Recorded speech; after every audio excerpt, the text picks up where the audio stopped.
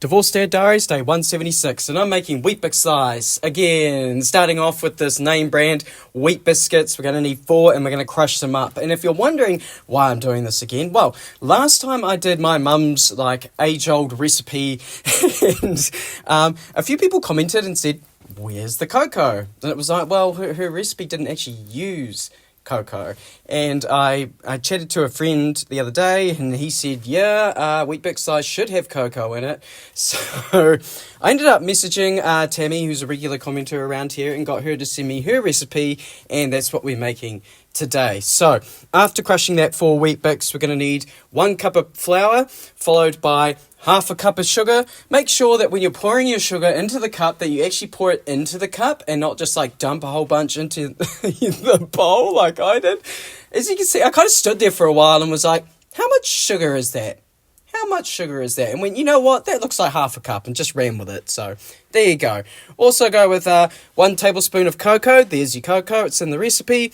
1 teaspoon of baking powder. And of course, 150 grams of butter, which I then melted, poured into the mix. And as per usual, I got out my spatula to mix it and then decided, you know what, I'm just going to use my hands. So I lie to myself every time I'm just like, I'm going to mix it with a tool this time. And every time I'm just like, no, I'm the tool. I'll just mix it myself. I then got out my non-stick removable bottom baking tray, put my mix in, and very quickly realised that maybe I have not made enough mix. I did measure it out. I looked at the recipe, I looked at the size of my pan, and I was like, my pan's about 20% bigger, but it shouldn't make that much of a difference. But clearly I was wrong. So immediately we're having an emergency, and it's easily solved. I'm just going to make another batch, this time at 50% size. So 2 pieces of Weetbix, crushed, half a cup of flour. I got quite lucky while I was doing this because I was measuring out the flour and realised that there was pretty much nothing left in the bag, so I just ended up dumping the rest of the bag in the mix and then throwing that away. So that's done and dusted. I then measured out a 1/4 cup of sugar, this time being extra careful not to spill it into the bowl. Half a tablespoon of cocoa, half a teaspoon of baking powder, and then 75 grams of melted butter.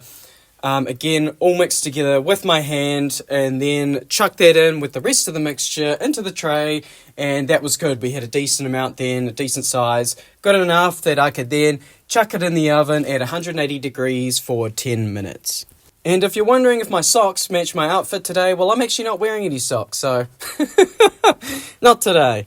So, that's in the oven. Now we move on to the icing. So, I'm measuring out 125 grams of cream, and that's because I wanted to do a ganache. Now, I haven't done a ganache in about 15 years, but it's pretty straightforward, just 1-to-1 cream to chocolate.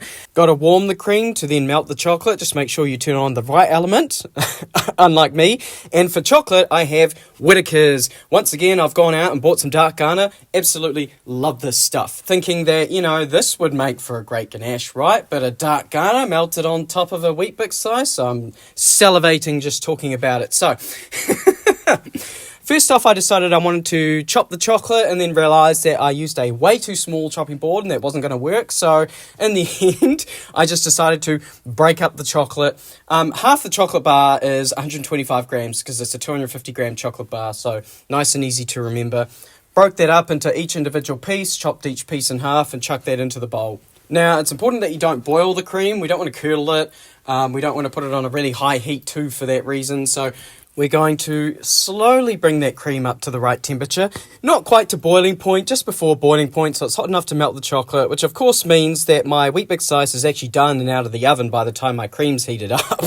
So made sure to get that out so I don't burn it while I'm waiting for this cream. And then pour that cream into the chocolate and mix and mix and mix till all that chocolate's melted and it's all come together and it's nice and shiny and just smells divine. Now, everything online says not to put ganache on the recipe while it's still warm, but every recipe for Weetbix size says to ice it while it's still warm. So I'm like, you know what, I'll just put it on while it's still warm. This isn't what do you call it, one of them Thai restaurants. Michelin star, that's it. It's not one of them restaurants. We're just doing some home baking. And I am coming in here once again to remind myself to check for an offset spatula next time I go to the second-hand shop, because, I'm here again. Doing the best I can with the tools I got, and of course, while I waited for that to cool down further so I could actually get it out of the tray, I made sure to take my jersey off and put it in the wash, because while making that ganache I splashed it everywhere, all over myself. Which is actually, I should probably check that washing. I think it's still in the machine. Yeah, I'll do that now. Once it had cooled down, I thought I'd be smart. Someone mentioned like putting something under the removable tray so you could then push it out from underneath. So I put a bowl, put the tray on top of it, realised that the bowl wasn't tall enough, and that I was once again being outsmarted by my baking devices. So instead I just went and got a cup and just used that instead, which is a bit more precarious, but it worked in the end. No flying baking around the room this time around. And then I sliced that while it was still warm into each individual slice. So I've just chopped it all up. I have this little corner slice, and let's see how this is. Oh my god. What the actual... Okay. Making a ganache with Whittaker's dark chocolate. Oh my god, that's amazing. But I also made Weetbix slice, but okay, what's that like? Yeah, the Weetbix slice is completely different from my mum's recipe.